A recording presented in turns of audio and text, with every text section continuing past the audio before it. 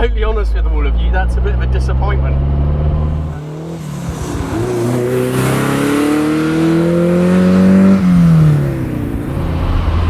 But don't worry, because I have a cunning plan in place to rectify that situation.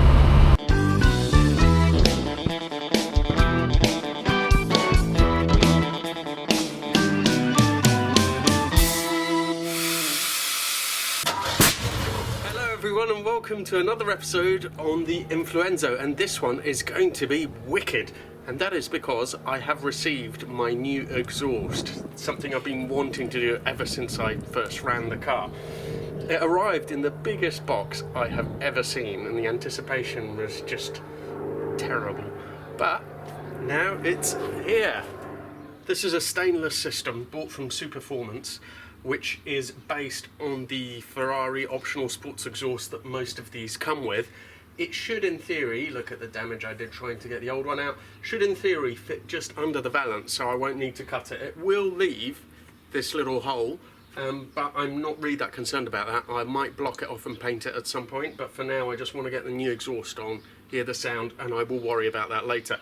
One of the important things is that these have to clear the valance, because I don't want to cut into it and have to do anything like that. And I know that the standard Answer sports exhaust, which was the one that Ferrari offered, definitely does clear. And with this I had to do a bit of rudimentary measuring to see what level these tips come out at, but they are lower than the standard tip, so they should come out just underneath it. And fingers crossed on that, because I am going to have to go back to the exhaust place I mentioned in Bicester that I went to last week, and I'm going to get this cut and get a little junction put on it.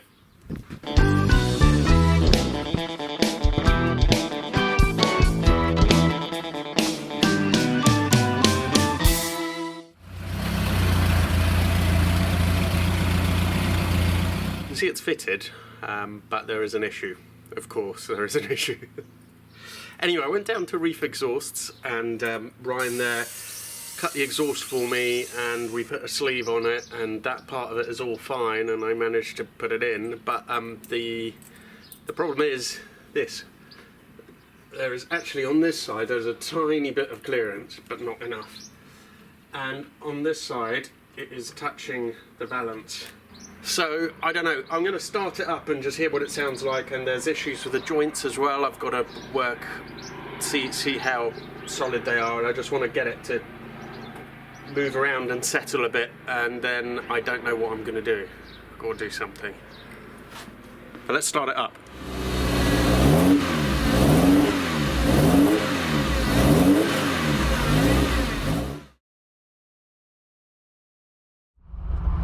Right, so the exhaust is still touching that valance. I've tried to readjust it and I can't sort it out, so I'm going to go and see Ryan at Reef Exhausts and see what he thinks. At the same time, we can just have a hear of the new exhaust for the first time. I hope it doesn't do any damage back there. It's only slightly touching, so I think it'll be okay for now. So it definitely sounds a little bit meatier, but from what I've heard so far just driving here, it's not a world away from what it was before. It's got a nice burble in the background, which it didn't have before, like that, which is quite nice. Little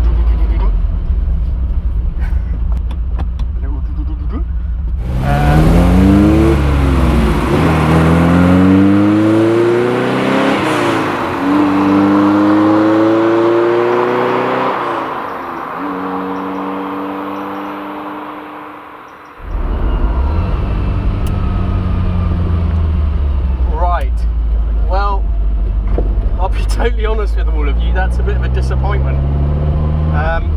It sounds better, but only at low revs, under load like this. That's definitely a nicer sound than before.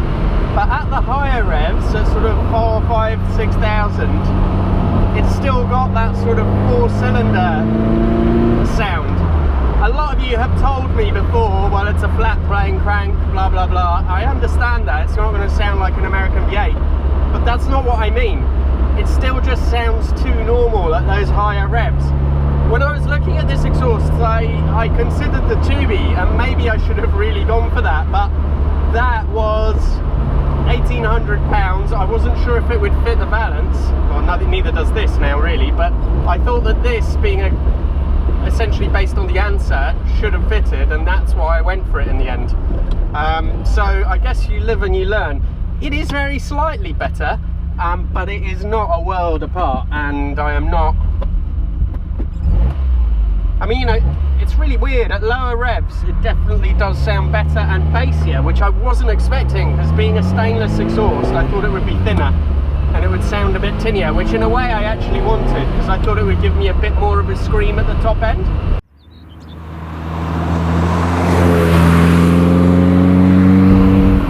It sort of burbles, the other one didn't do that. It's slightly bassier. When you're accelerating from lower revs, it's a bit nicer, but it's not a complete transformation. The other very nice thing is that that really unbelievably annoying whine has gone. So no more whistling, which is worth it in itself. It had to be done, that exhaust had to be replaced.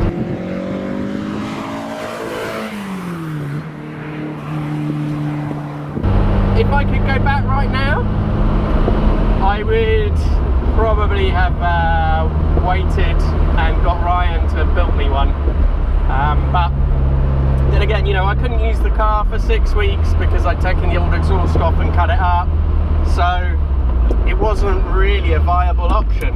And this is okay. I'm not, you know, I'm not devastated. It does sound nicer, but not quite as nice as I was hoping.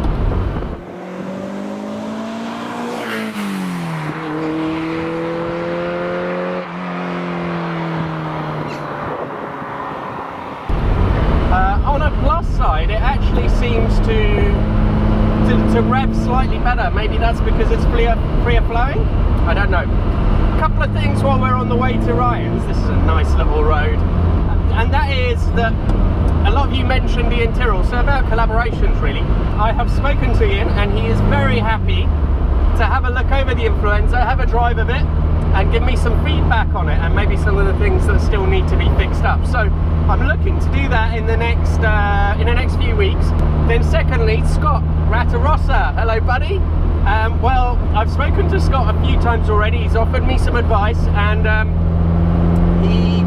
again with him I'm looking to do a collaboration, which will be great, and that is, he's always had QVs.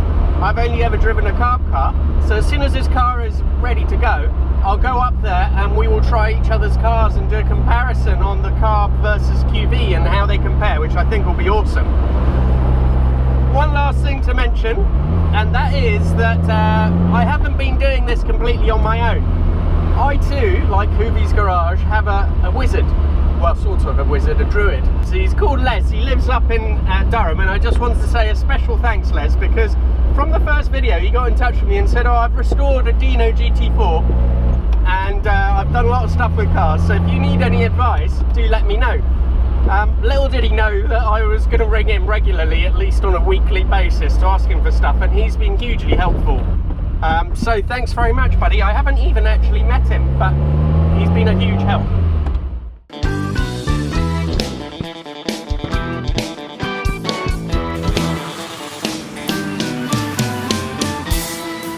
Ryan seems to think that the main problem with the exhaust is not actually on the side where it's touching.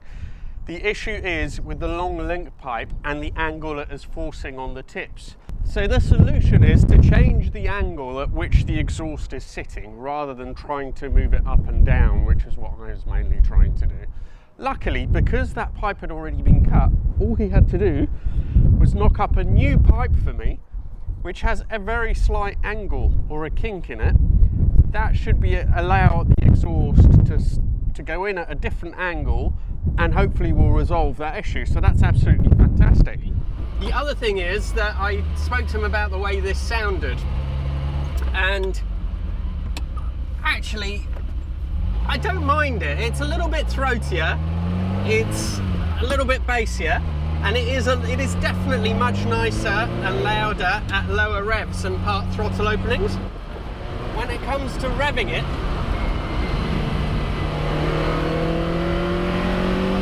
absolutely no better than before. That high pitch noise that Ferraris can make, even these ones, is just not there. The main reason why I didn't actually go with Ryan and get a bespoke setup is because he's booked up for the next 6 weeks. But now I have an exhaust, I can use the car, so I'm still going to get him to do it. So in 6 weeks time we're going to meet up, I'm going to take him out for a drive in the car, he can hear exactly what this sounds like, we'll discuss it, and then he will make a back box for me, and I will sell this stainless one. So if anyone wants it, please bear it in mind, because it is going to be practically new and you can have it for, I don't know, 600 quid or something. So it's a big saving off new, and it has that improved link pipe, so it's miles easier to fit as well. But I just think, you know, I want this to sound the way I want it to sound, and and I think it's worth doing, and Ryan thinks he can make something that will sound better than this at higher revs. So let's see. A few of you have mentioned that it's vital for me to have a fire extinguisher in the car, and Andrew, who is a friend of a friend and imports these, actually sent me a couple of fire sticks. So these last about 50 seconds, they don't leave any residue, well this is a 50-second one, they don't leave any residue, and they are really small and handy. As you can see, they will put out any kind of fire, and the thing is, with the Influenzo, they fit perfectly in the side pockets, so that's awesome. So thank you very much for that, Andrew. If anyone wants what's left of my single exhaust, please let me know. I hate the idea of taking it to a tip and getting it recycled. It is definitely fixable. If you're good at welding or you have a good welder, you just have to sort out the internals and then weld it back up, and it's a perfectly good single exhaust because the outside is really pretty good.